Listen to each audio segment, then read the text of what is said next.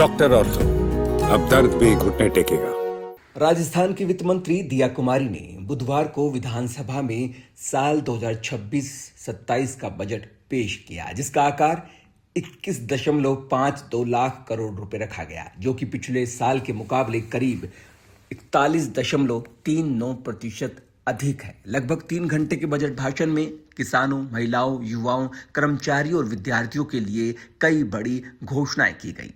मुख्यमंत्री बजरंग शर्मा ने बजट को ऐतिहासिक बताते हुए वित्त मंत्री का मुंह मीठा कराया।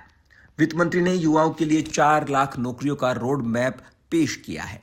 साथ ही 10वीं 12वीं के मेधावी छात्रों को टैबलेट या लैपटॉप खरीदने के लिए 20,000 रुपए का ई वाउचर देने की घोषणा की है। इंफ्रास्ट्रक्चर को मजबूत करने के लिए 1 लाख करोड़ रुपए के पूंजीगत खर्च और 42,000 किलोमीटर सड़क नेटवर्क विस्तार का लक्ष्य भी रखा गया है। आमजन की सुविधा के लिए राज्य सुरक्षा योजना के तहत बिना दस्तावेज सड़क दुर्घटना पीड़ितों को मुफ्त इलाज मिलेगा।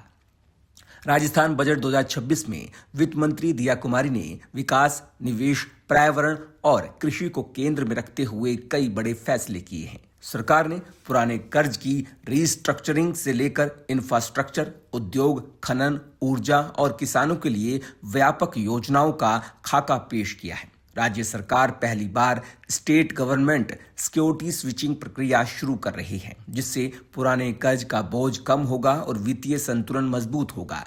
निवेशकों के लिए one application, one digital track व्यवस्था लागू होगी, जिससे सभी विभागीय मंजूरी एक प्लेटफॉर्म पर मिलेंगी।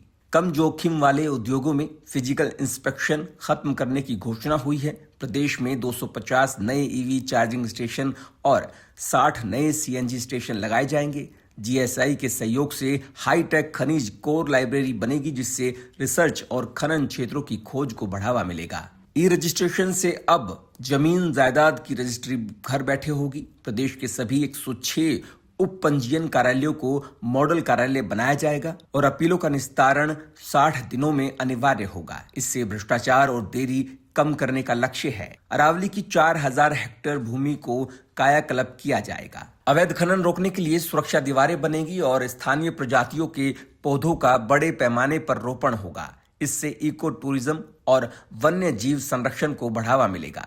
35 लाख किसानों को 25,000 करोड़ का ब्याज मुक्त लोन देने का लक्ष्य है। 4,000 किसानों को ग्रीन हाउस और पॉली हाउस के लिए 200 करोड़ का अनुदान मिलेगा। सबसे बड़ा आकर्षण शेखावटी क्षेत्र के लिए घोषित यमुना जल परियोजना रही, जिसके तहत हथनी कुंड बैराज से पानी लाने के लिए लगभग 32,000 करोड़ की लागत वाली परियोजना को आगे बढ़ाने का ऐलान किया गया। लंबे समय से पानी की समस्या झेल रहे इस क्षेत्र के लोगों के लिए ये योजना बड़ी राहत मानी जा रही है। किसानों के लिए बजट में आधुनिक कृषि तकनीक, प्रोसेसिंग और मार्केटिंग को मजबूत करने पर जोर दिया गया है। सरकार किसानों को केवल उत्पादक नहीं बल्कि प्रोसेसर बनाने की दिशा में कदम उठाएगी, जिससे उनकी आय में बढ़ोतरी होगी। महिला सशक्तिकरण के तहत लखपति दीदी योजना में लोन सीमा बढ़ाकर 1.5 लाख कर दी गई है और ग्रामीण क्षेत्रों में वुमेन बीपीओ खोले जाएंगे।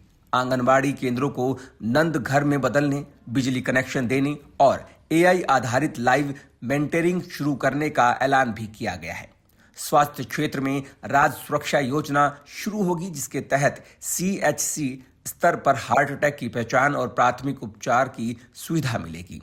सड़क हादसों के लिए गोल्डन आवर मैनेजमेंट, नई ट्रॉमा पॉलिसी, सीपीआर ट्रेनिंग अनिवार्य और 250 नई एम्बुलेंस शामिल करने का निर्णय लिया गया है। वहीं विपक्ष ने बजट को नाम बदलने वाली सरकार का दस्तावेज कहा। टीकाराम जूली और गोविंद सिंह डोटासरा ने युवा कर्मचारी अनदेखी का आरोप लगाया। वहीं मुख्यमंत्री बजरंग शर्मा ने इसे सर्व सुखाय सर्व हिताय का बजट बताया। डॉक्टर ऑर्थो, अब दर्द भी घुटने टेकेगा।